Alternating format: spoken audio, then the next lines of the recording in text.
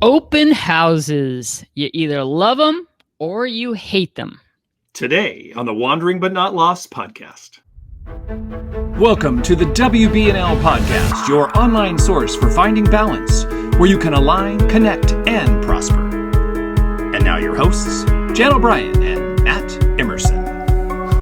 Well, welcome to the Wandering But Not Lost podcast, where real estate and reality meet. This is episode 181. You can find all of our show notes over at WBNLpodcast.com. Jan O'Brien, I used to love them, actually, and I think that I heeded the words of my mentor at the time, that it was the quickest, easiest, fastest way to get business when you're brand new into the business. And actually, one of the first clients I worked with at an open house turned into 5 transactions over the next 4 or 5 years. So I'm telling you, it can be a wonderful thing if you are looking for clients. And honestly, it is completely a mindset thing. And that's great that you said it. And that's why I called it Love It. You either love them or hate them. Because if you hate them, because you hate putting up the signs or you say things like they never work, then that's your experience that you're going to have. So why I wanted to talk about this today, Matt Emerson, because effective September 1st, I really kind of went all in with getting back into real estate here in Florida. We had been doing a lot with our training company, working with some clients, and I realized, okay, if I'm really going to learn how to do real estate here, even consider building a team, then I need to go practice what I preach. So September 1st, I'm with actually with Celtic Realty here in Florida. That is a previous coaching client, actually. And I love the town of Dunedin. Fell in love with it years ago, visiting my sister. We used to joke about how I would come here eventually and that's where I was going to live. And so, one thing leads to another and you start manifesting and making things happen. COVID rolls around and there's the great accelerator, gets me to move a little sooner than what I was thinking from Vegas, which is what I did at last January. So coming up on 9 months now, 9 months of being in Florida. And so I really am focused on this. So what did I do? I'm literally doing the playbook that we talk about for all these podcasts, 181 now, what we cover over in WBNL coaching. And I decided, let me jump in. It's a great brokerage that I'm with right now that's really unique to Dunedin. The broker, Patricia Harris, has been there for quite a while, has a great market share. She's got great presence online and people know. And plus it's Celtic Realty. Exactly. Celtic Realty, love the company. It's a great small company, got some great agents in it. And I said, all right, I'm going to start holding some open houses. So she had a couple listings. And that's what I did. I held 2 weekends of open houses, and guess what happened? I met people. What do you know how that works? Yes, indeed. So I want to walk through the process that I went through, that I've been coaching, and just share some things and share some similar things I know you're dealing with out there if you're practicing right now, because the market is crazy. The market is really tough if you have a buyer wanting to buy. I'm going through that now, writing offers, the same thing everyone is dealing with. And honestly, the focus for me is continuing to do open houses because you can find people that want to sell because they're out looking. So it's a great strategy and it doesn't cost anything but your time, And also going to start working some strategies for getting listings that I have been preaching and talking about here. I don't have a big sphere of influence here in Florida, but I am going to try other avenues, and we'll report on that in some future. You're listening to the WBNL podcast. Subscribe and give us a review on any of your favorite podcast platforms. And don't forget to visit us at WBNLcoaching.com, where you'll gain access to all of our online courses and real estate agent freebies. We're always adding new materials, so subscribe to our newsletter and stay ahead of the game. So let's kind of jump into the process of why do you even really want to do open houses right now, and can you find them and all that. These aren't my listings. It was my broker's listing. So the first thing on this is, I think if you just have this mindset, and let me tell you what my mindset was, because this is perfect. I teach this all the time. And so I'm like, you know what? I'm going to hold an open house. It was 2 weekends ago.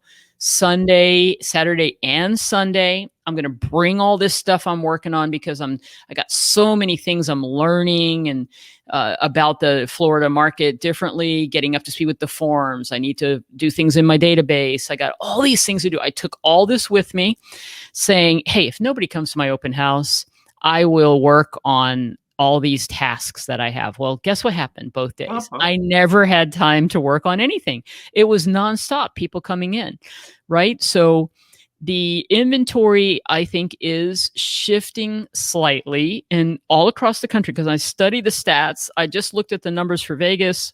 I looked at the national housing numbers because, once again, shout out to Keeping Current Matters.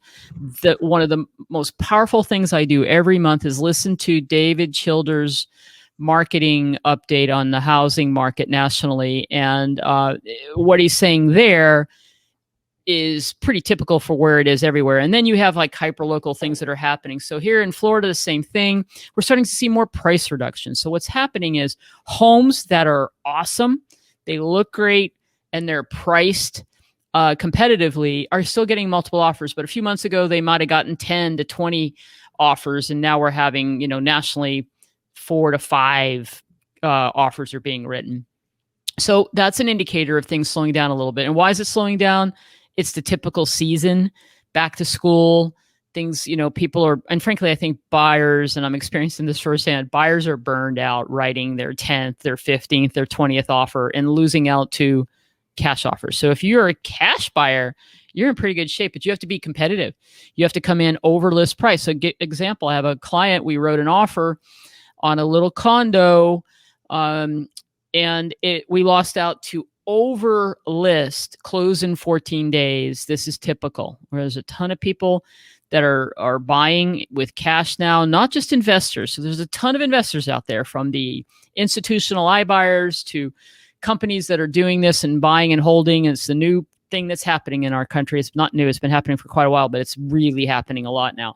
This is people who, Matt, who are cashing out their money. They're cashing out for, stock savings to go buy a house for cash and then turn around and refi and then replenish their savings. That's the kind of stuff we're running into right now. So cash is what's helping it happen. So knowing that, I still think it's powerful to hold an open house because you do have people that need to sell. Just in the 3 open houses I've had in the last few weeks, I would say that 25% of the people that came in were looking, but they needed to sell something first. And so those are maybe not now clients. Some of them might be if they found the right thing. This is the issue that we're having, but they're going to be pipeline clients. And now I stay in touch with them and all the things that we do, the newsletter, the whole 9 yards. And wow. And I'm going to go through some of the things I did to get these people's attention that I'm going to recommend that it works for you, right?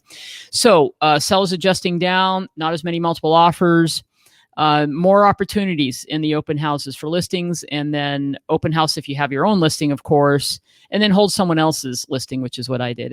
And check with your company, because if it's an area you like to work, maybe there are, it's interesting, just in this little town of Dunedin, if I just look at single family homes any given day that are available, it's maybe 33, 34 properties, but there's only like 2 of them being held open. So you can't tell me that there's not an opportunity for an open house. Now, even if we took half of those off the table with sellers who didn't want them, there's several vacant. There are opportunities. Agents just don't like to hold open houses, listing agents. So there are opportunities to hold open houses, and that's what I did, and I did get that, and I got a lot of, I probably had, all told, a good 25 to 30 sets of people come through in 3 days, and I have 8 to 9. I say 8 to 9 because a couple people, I just haven't been able to get them to back in touch with me, but a good 8 prospects, people that are leads that are saying they wanted to be staying in touch with me. Okay. That's a robust weekend. So it was very good, right? Absolutely. So let me talk about what I did. Okay. So, and I'm going to tell you about a couple interesting things that happened to me that you have to take advantage of the, your preparation and so forth. So this is all we did to prepare. And can you go to the next thing? If you're watching on YouTube, it's just kind of, I just kind of have we'll have these in the show notes. It's this checklist. And basically we do have a checklist for you. So if you go to the show notes, you can go to the open house. It's one of our free downloads over at WBNL Coaching. It's the open house checklist. And I just followed that, right? So when you select an open house, I just talked about it, there may not be a lot of listings on the market, but if there are, and there are opportunities, choose one where you're going to get good traffic, where you can put up enough signs. Now, the first lesson I learned is that I didn't have enough signs. I recommend 8 to 10 signs, and about 8 signs was perfect for this property. The first time I did it, only had 5, but I still had traffic. But I needed to have people come in from 2 different locations. And then the broker put it on the MLS. Okay, so people showed up, and this is so important. If it's not your listing, get the listing agent to submit it through the MLS. And then it gets distributed to Zillow, Realtor.com, and all these other places. And people are looking for open houses. So it shows up in the MLS as an open house. It shows up on Zillow open with the time. And people showed up because they saw it on Zillow. Okay. That's cool. And then the other big thing for me was I had the Pinellas Bike Trail is this really awesome trail. It's about 46 miles long from Tarpon Springs along the Tampa Gulf Coast all the way down to St. Pete. And there are so many avid cyclists that use this. I mean, I've met people just in this open houses I had. I met a couple that came from Fort Lauderdale. They come all the time from Fort Lauderdale across the state over to, which of course only still takes 3 or 4 hours to actually cross this, couple 3-hour drive to get to St. Pete to get on the trail and do the trail. Now, what did I do? I put signs on the trail because this house happened to be, like about 3 blocks from the trail. And the majority of the best leads I got were people who wanted to be able to be close to the trail that live in the Florida area. A couple of them are happen to be in town and are wanting to move here. But many of them were like, this is exactly what we're looking for. Now they're on their ride. They see my open house sign. They come down on their bikes to come to the open house. So that's taking an opportunity, right? What's near your open house? How are you going to drive traffic to it? So these are important things. And then staging the home. So the other thing, you must get early to your open house. And I set it up, opened up all the windows, made it look all great, turned on all the lights, locked it back up. And then I went in reverse order and put my signs up because you have to do that because sometimes people will follow you to the open house. So I started out in the furthest point. I put the signs up. And then honestly, within 10, 15 minutes, I've got people coming to the house. Okay. So this is the process I went through. This is what I've been teaching, and I fine-tuned it a little bit. It's interesting. It was a little bit different here that more people were willing to sign in. I don't really believe in a sign-in sheet, but I went to it. I think you don't have people do that right away. And that was my approach. So people earnestly wanted me to tell them about the property. And this is my process. So I would say, welcome. And I would get them to start talking to me. I was like, oh, they came on bikes. Oh, so you saw my sign on the trail. That worked. And I could get a little bit of rapport and conversation going and ask questions. So what brings you out today? And how often are you on the trail? And, I'm interested in that. And so I just started having conversations with people. And before I knew it, people were just having conversations with me, and they didn't see me as a sales agent that wanted, I just earnestly listened to them and asked questions, which then led me to, hey, so what's your time frame? And what else do you, whatever they would say to me would give me another opportunity to ask another question. And it would be, so are you working with another realtor? Do you have somebody that you're working with? And so some of them, a lot of people, when you ask that question right away, they tell you yes, so that you don't bother them. Right. So I don't do that right away. And then I ask, and so I'm like, well, I respect that. And then I had some people go, well, no, actually, we're okay with taking your number, your information, because they found me to be engaging, listening, informative, and conversational, and not pressury, I feel. So I really had a couple who came over that was selling a house down the street, and they have they're loyal to their agent, but they were almost like, they actually said, we wish we had met you, so these were good, positive feedback, but we've got an agent. And I said, I respect that. I think that's powerful that you're loyal, to the agent who's been working with you all this time. And then I would not go there. So I had, that's why I said there's 30 something people come through, and I got 8 because a lot of people had realtors, or the realtors sent them over. That would be great. Here's my card. Tell them to give me a call. I can tell them about this property. You do all those things. Then for the people that were like, well, would you like me to follow up? I could, let me get the details of what you're looking for. Now they're giving me the details after this initial conversation. Now I go down and I either write it down myself, or I get them to fill it out. I make sure I can read it. So is that a 4 and 8 there, Dave? And I had to do those kind of things. And then I got some information. Next is the follow-up, right? So now I did that each time. I did as much rapport building as I could. And then this is the post-open house is, put the house back in order, go pick up your signs. And then send a thank you. So I did a couple video thank yous. Hey, thanks for stopping by. Following up with you by tomorrow to get you set up. And I learned, what's interesting, I got better at this, right? Because it's like kind of brushing off the cobwebs. And by the third open house, I got better leads and asked, and didn't ask as many questions in the beginning. I didn't really jump all in. I needed to get a little, get the cobwebs off is the best way for me to say it. And I did that. And by the third open house, I really dialed in what people were looking for and able to kind of set up the thing. And then, but you have to be persistent, be pleasantly persistent, because people said they want the information. I sent out the texts and the emails. I had finally one lady get back and say, oh, thank you for doing all this work. She needed an analysis, a CMA on her listing in another city. And I did all that work for her. And she was like impressed by that. So I took the time to go an extra mile, to do the follow-up using video where I can, I think is super powerful. Yeah.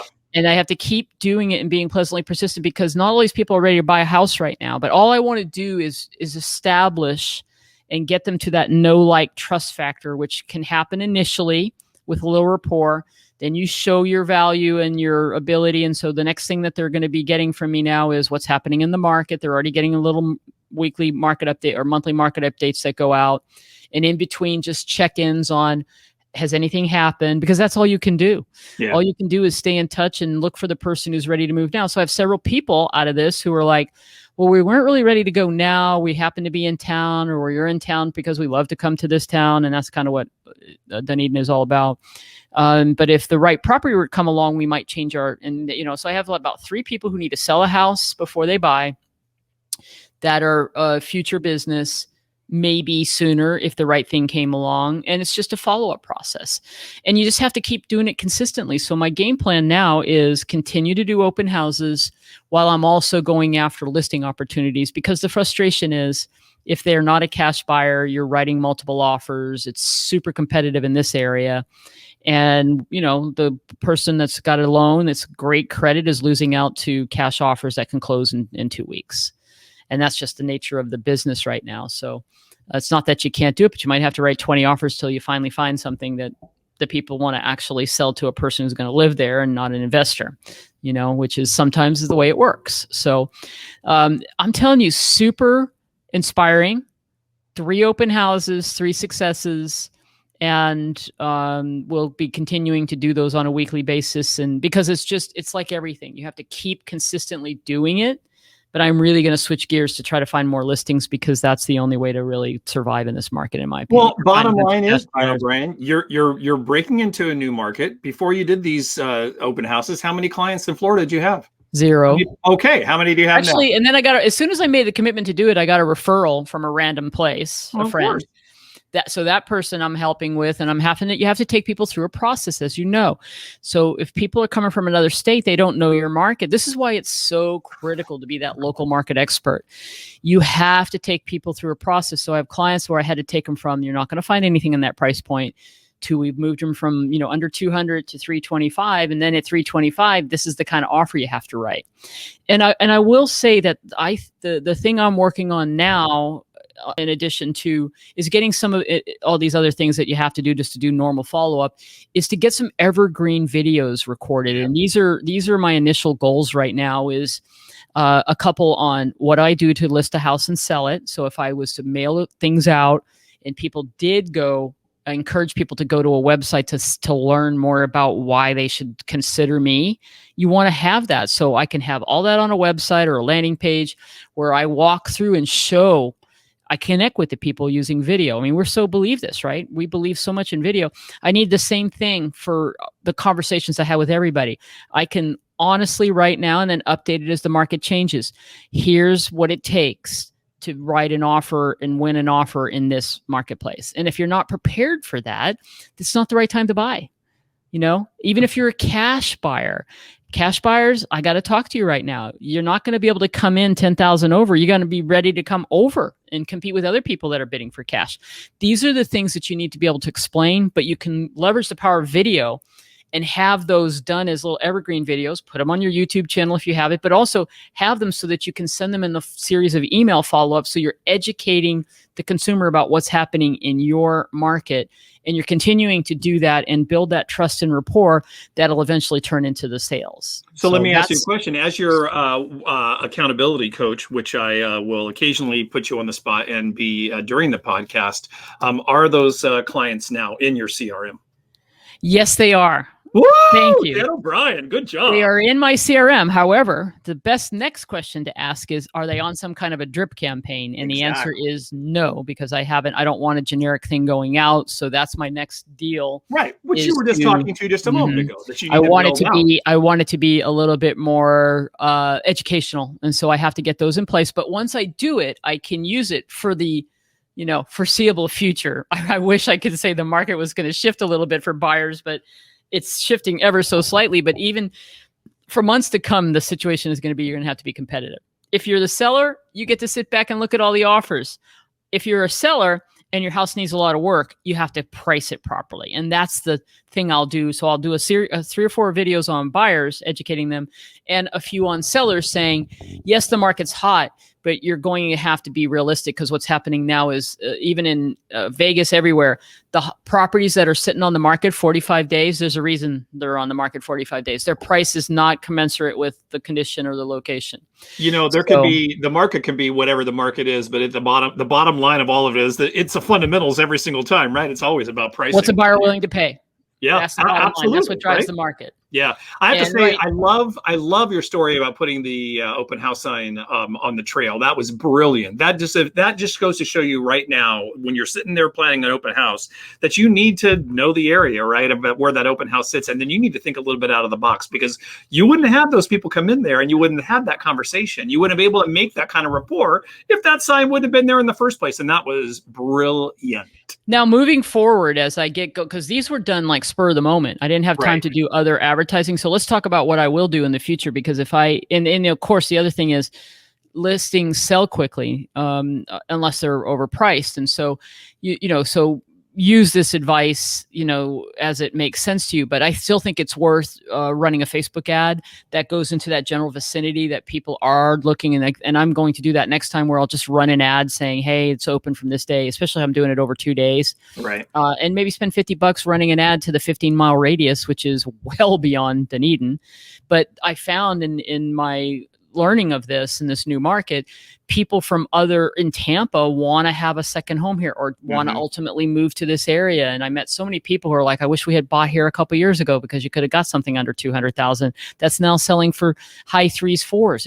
It's crazy, because it's a beach town, and it's a unique beach town. It's a lifestyle town. So people love it. There's so much to do there. I love it. I can't wait to get myself there. I've never been there, but I get the sense that just what you were talking about, that you don't have to be too far away from there to make it feel like it is like you're going on a little vacation, right? It's like for here in Southern California, it's Big Bear or Lake Arrowhead, right? Or Palm Springs, none of those are more than a couple hours away, but at the same time, you feel like you are on vacation. So yeah, that's pretty cool. It's unique. It's not even a hidden gem anymore. It's become a thing. I met a guy who lived in the neighborhood, had bought a house 6 months ago, could already turn a profit on it, and it wasn't the house he wanted, and he was thinking about buying the one that I was in. Now, he already had a realtor, but he was telling me,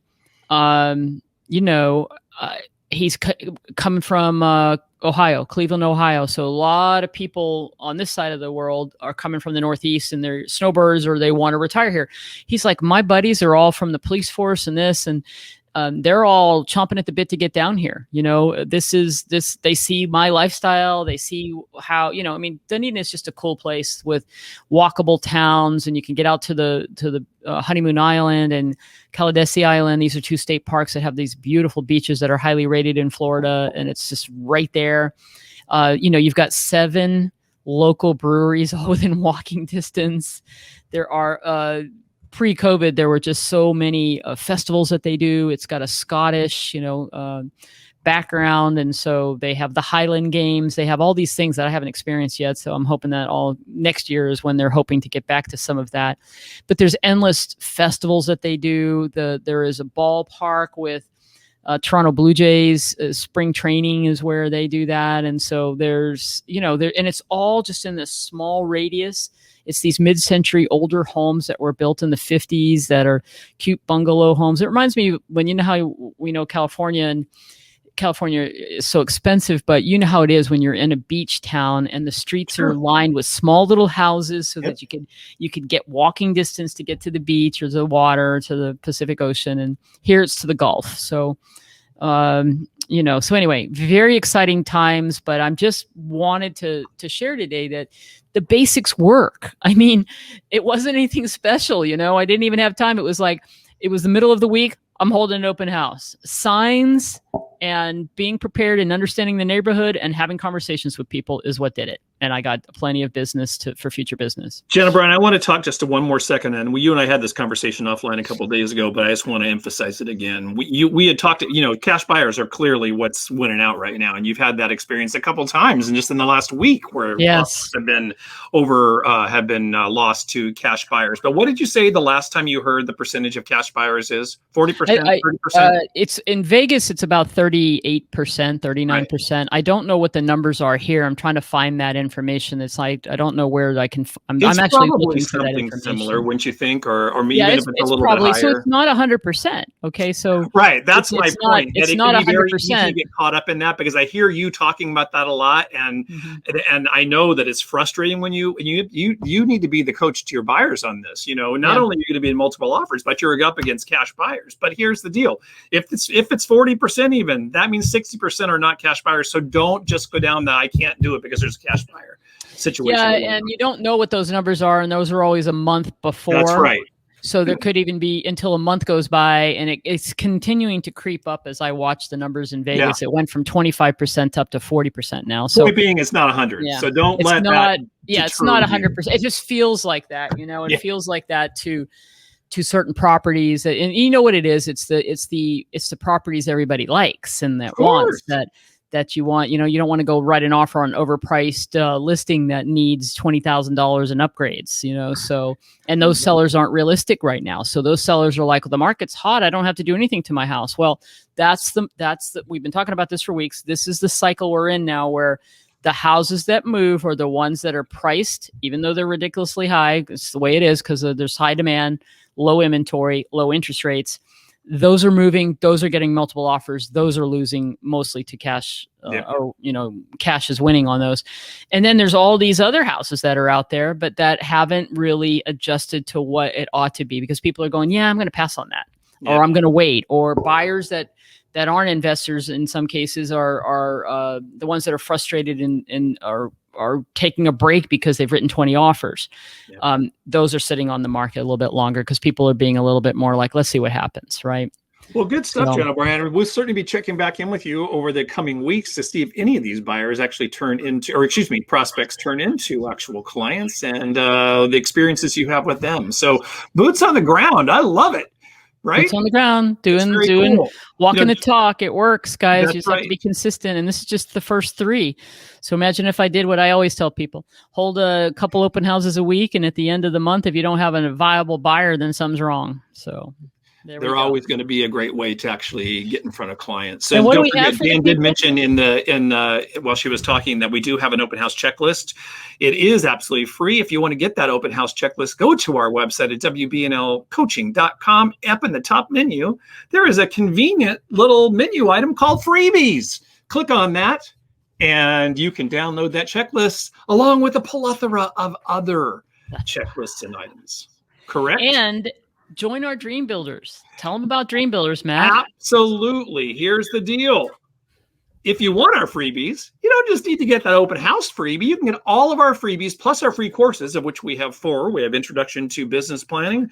We have a Fundamentals of Real Estate Agent Fundamentals to Real Estate and Business Planning.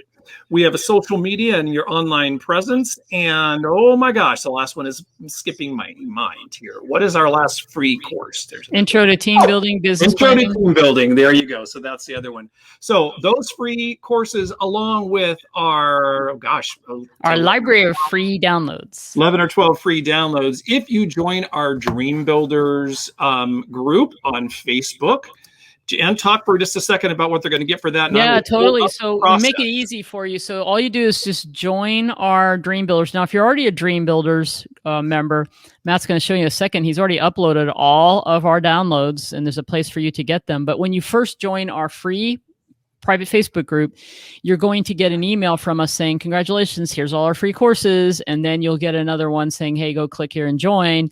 And it'll tell you that all the downloads are located in the Facebook group in a nice little area called I think they call them guides now. They used to be called units. But anyway, anything that we ever give away for free will go directly into this Dream Builders group. So you don't have to go fill a form out, and we already got your information, and then the other cool thing we're going to be doing is a live workshop once a month where we're going to share something. We're going to do some training based on what people are interested in. And then we're going to have Ask Us Anything. So Matt, Cosmo, and I will be there. And we have one, I think we scheduled one for October already. October 19th at 9 a.m. Pacific time.